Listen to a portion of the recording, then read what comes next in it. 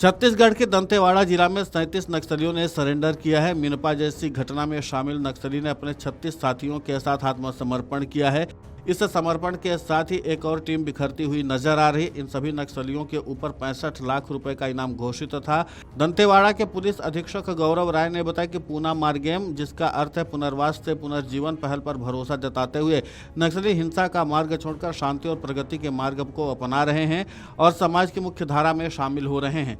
वहीं दंतेवाड़ा एसपी गौरव राय ने कहा कि आज कुल 37 माओवादियों ने आत्मसमर्पण किया है, जिसमें 27 इनामी माओवादी भी शामिल है। 2024-25 में लगातार ऑपरेशन चलाए गए, कई मुठभेड़ हुए और कई आत्मसमर्पण हुए। इसी के तहत आज छत्तीसगढ़ सरकार की पुनर्वास नीति का फायदा उठाते हुए पुनर्वास से पुनर्जीवन अभियान के तहत 37 माओवादी हथियार छोड़कर मुख्य धारा में शामिल हुए हैं। पिछले 20 महीनों में 508 माओवादी आत्मसमर्पण कर चुके हैं। इस पूरे मामले को लेकर के दंतेवाड़ा के एसपी गौरव राय ने और क्या कुछ कहा है, आप खुद सुनिए उन्हीं की जुबानी। दंतेवाड़ा पुलिस के समक्ष आज टोटल 37 माओवादी, जिसमें 27 इनामी माओवादी है। 65 लाख ऊपर कुल इनाम की राशि उन्होंने समर्पण किया है। विगत 2024-25 साल जो है लगातार ऑपरेशन चलता रहा है। डीआरजी, बस्तर फाइटर, सीआरपीएफ सभी ने मिलकर लगातार ऑपरेशन किए। हमारे जिले, पड़ोसी जिले सभी जगह मिलकर, और इसी का विभिन्न मुठभेड़ भी हुई है और साथ में कई सरेंडर्स भी हुए हैं। और आप लोगों के माध्यम से लगातार हम लोगों ने अपील भी किया है सरेंडर के लिए। तो इसी के तहत आज पूना मार्गेम पुनर्वास से पुनर्जीवन जो एक अभियान चलाया जा रहा है, इसके तहत छत्तीसगढ़ शासन की पुनर्वास नीति का लाभ लेते हुए आज कुल 37 माओवादी 65 लाख के उन्होंने हथियार छोड़कर मुख्य धारा में जुड़ने का स्टेप लिया है।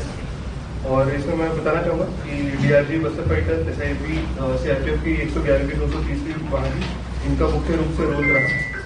अगर देखा जाए तो पिछले 20 महीनों में कुल 508 से अधिक माओवादी ने आत्मसमर्पण किया है, जिसमें से 165 पर शासन द्वारा पुल से इनाम घोषित था। और अगर देखा जाएगा तो आज 37 माओवादी में पीएलजीए की जो company number 6, company number 10, company number 2 और प्लाटून 16 के 2 सदस्य और एरिया कमेटी रैंक के 1, ऐसे ये जो बड़े कार्डर्स हैं जिन्होंने आत्मसमर्पण किया, मुख्यधारा में जुड़ने का स्टेप लिया है।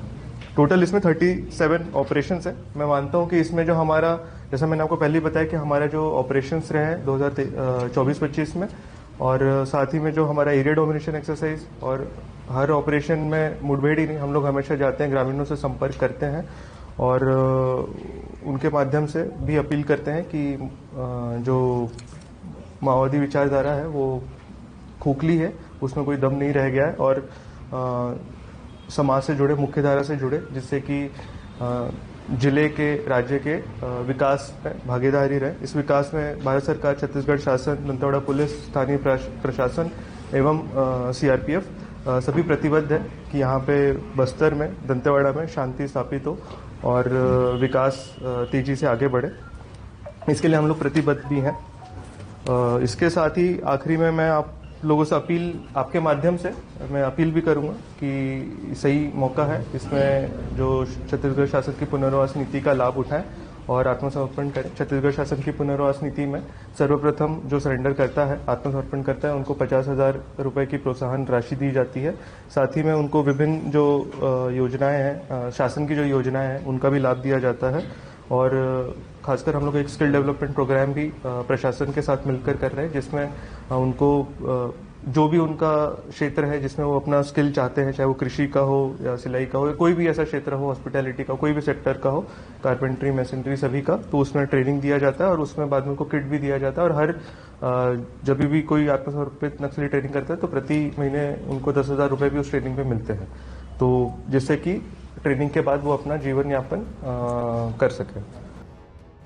आपको बता दें कि भारत सरकार और छत्तीसगढ़ राज्य सरकार के आत्मसमर्पण एवं पुनर्वास नीति से प्रेरित होकर पिछले 20 महीने में दंतेवाड़ा जिले में 165 इनामी नक्सली सहित कुल 508 से अधिक नक्सलियों ने हिंसा का मार्ग छोड़कर सामाजिक मुख्यधारा को अपनाया है। नक्सलियों के नेतृत्व से लेकर आधार क्षेत्र के सक्रिय कैडर तक बड़ी संख्या में नक्सली संगठन से अलग हो चुके हैं और इसी के साथ माना जा रहा है कि अब तेजी से लाल आतंक जो है वो घटता जा रहा है और इसी के साथ सुरक्षा बलों का जो ताकत है वो लगातार बढ़ रही है, क्योंकि अब नक्सली लगातार हथियार छोड़ करके मुख्य धारा में आ रहे हैं। देखना दिलचस्प होगा कि जिस तरीके से केंद्रीय गृह मंत्री अमित शाह ने एक डेडलाइन तय की है मार्च तक में पूरी तरीके से नक्सलवाद को खत्म करना, यानी मार्च 2026 में, उसके पहले क्या सुरक्षा बल ये सफलता हासिल कर पाते हैं, ये देखना महत्वपूर्ण होगा। Video desk amarujala.com। अगर आप ये वीडियो YouTube पर देख रहे हैं तो हमारे चैनल को सब्सक्राइब कर बेल आइकन दबाएं और Facebook पर देख रहे हैं तो हमारे पेज को लाइक करें।